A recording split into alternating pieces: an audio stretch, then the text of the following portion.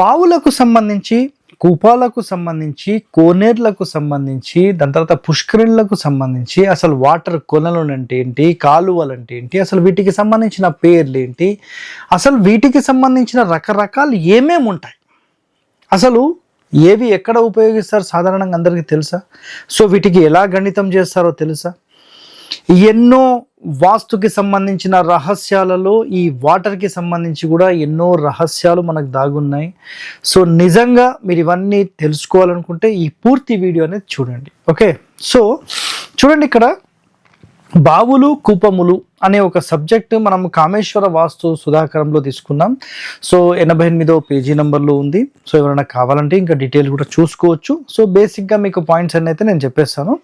So చూడండి, ఇక్కడ బావులు రకాలు సింపుల్గా మనకందరికీ తెలిసింది వాటర్ సంప్ అంటాం, ఓవర్ హెడ్ ట్యాంక్ అంటాము, దాని తర్వాత ఇంకేముంటాయి, కోనేరు అంటాము, పుష్కరిణి అంటాము, కొనలను అంటాము, చెరువులు అంటాము, నదులు అంటాము, సముద్రం అంటాము. ఓకేనా, ఇవన్నీ మాట్లాడుతుంటాం కదా. సో ఇంకా ఏమేమి ఉన్నాయి ఒకసారి చూద్దాం. Water sump, overhead tanks, కోనేరు ఇవన్నీ అయిపోయినాయి.